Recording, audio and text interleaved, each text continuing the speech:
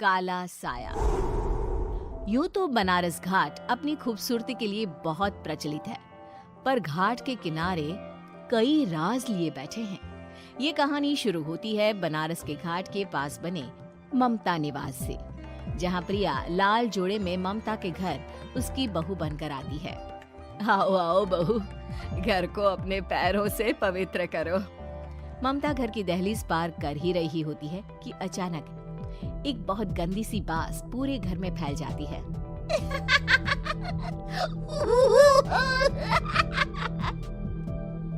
ये बदबू और ये आवाजें, ये कौन हंस रहा है माँ? अब ये पड़ोसी ना हमारे थोड़े अलग से है। कहाँ हम शाकाहारी और ये मांस मच्छी खाने वाले। छोड़, तू ध्यान मत दे और गृह प्रवेश कर। और हाँ बहू, अपनी सास की एक बात हमेशा याद रखना, इन पड़ोसियों से तो कभी बात नहीं करेगी। अच्छे लोग नहीं है ये। अपनी सास की ये बात मानेगी ना बेटा? हाँ माँ, जो आपकी मर्जी, मैं उनसे बात नहीं करूंगी।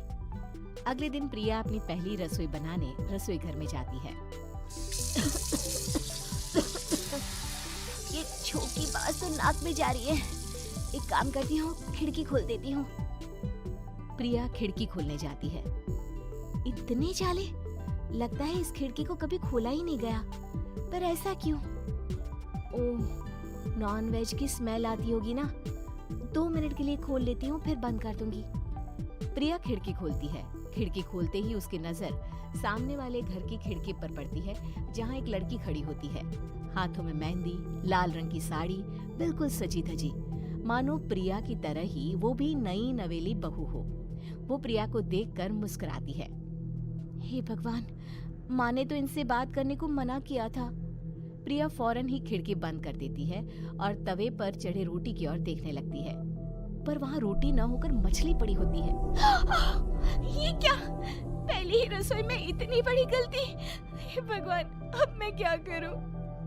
प्रिया बहुत डर जाती है और फौरन रसोई की सफाई करने और फिर सभी के लिए खाना बनाने लग जाती है।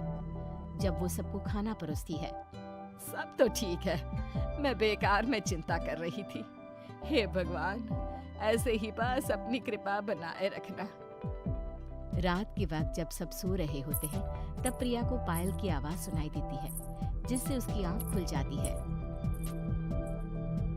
ये पायल की आवाज कहाँ से आ रही है? प्रिया उठकर उस आवाज के पीछे छत की सीढ़ियों तक जाती है। तभी उसे बच्चे के रोने की आवाज आती है। प्रिया छत पर जाती है तो क्या देखती है? वही लाल साड़ी वाली लड़की अपनी गोद में एक नवजात बच्चे को घुमा घुमा कर सुला रही है। तभी प्रिया की नजर उसके पेट पर पड़ती है। ओह गॉड, ये तो प्रेग्नेंट भी है। सुनिए, बच्चा सो नहीं रहा है क्या? मैं कुछ मदद करूं? नहीं नहीं, आपके घर वालों को अच्छा नहीं लगेगा, मैं संभाल लूंगी। स्नेहा की गोद से बच्चा हाथ मारकर प्रिया की गोद में आने को छटपटाने लगता है। दोनों घर अगल बगल में बने होने के कारण प्रिया उस बच्चे को गोद में ले लेती है। प्रिया के पास आते ही वो सो जाता है। बच्चे का वो स्पर्श रात भर प्रिया भूल नहीं पाती और अगली सुबह वो छत पर कपड़े सुखा रही होती है। तभी उसे एक औरत इशारा करके बुलाती है। स्नेहा कह रही थी, बाबू तुम्हारी गोद में आते ही सो गया। मैं गौरी, स्नेहा की माँ हूँ। बहू, घर आना, बाबू को खिला भी लेना। शाम को जब घर पर कोई नहीं रहता, बच्चे से मिलने के लिए प्रिया छिपकर अपनी पड़ोसन के घर चली जाती है और कुछ देर बच्चे को खिलाकर वापस लौट आती है। इसके कुछ दिन बाद ही प्रिया को पता चलता है कि वो माँ बनने वाली है। ममता की खुशी का ठिकाना नहीं रहता।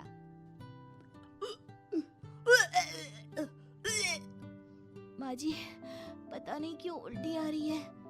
प्रिया भागती हुई वॉशरूम में जाती है तो हरे और लाल रंग की उल्टी करती है। उस उल्टी में से कीड़े निकलते हैं। ये क्या? खून और ये कीड़े! माँ! माँ! प्रिया की आवाज सुनकर ममता दौड़ कर आती है, पर बेसिन में कुछ नहीं होता। प्रिया हक्की बक्की रह जाती है। ये सब क्या हो रहा है?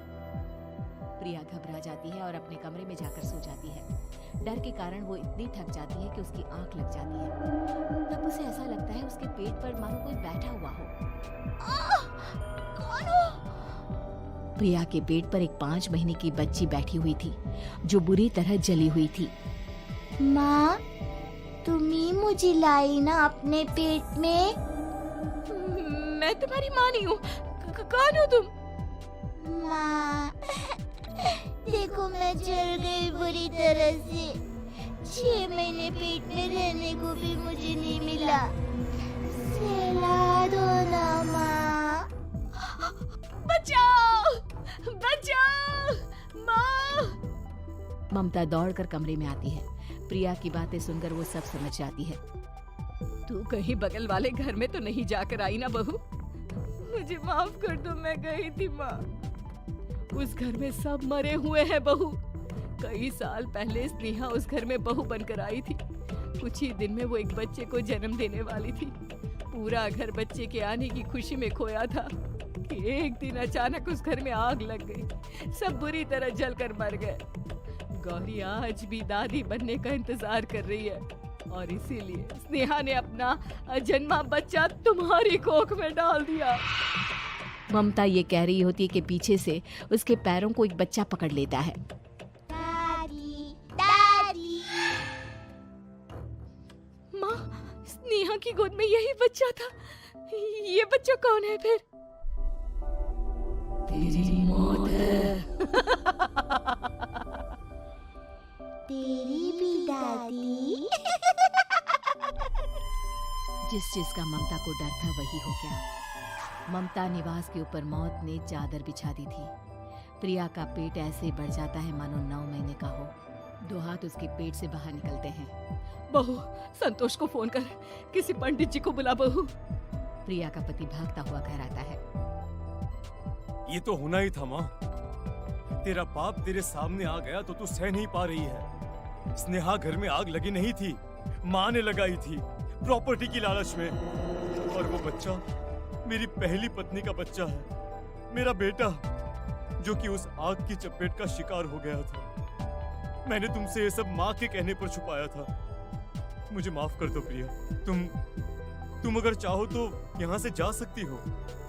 मैं तुम्हें किसी भी बंधन में रखना नहीं चाहता। मेरी शादी हुई है आपसे, मैं आपको छोड़ नहीं सकती, पर उससे पहले हमें स्नेहा, उसकी माँ और बच्चे की आत्मा की शांति करवानी होगी। संतोष और ममता गौरी के घर जाते हैं। अंदर सब कुछ जला हुआ होता है। जमीन पर जली हुई लाशें बिखरी हुई थी। ममता रो रो कर अपने करने की माफी गौरी से मांगती है। प्रिया स्नेहा के घर वालों का अंतिम संस्कार करवा देती है और ममता निवास फिर से आत्माओं के साए से मुक्त हो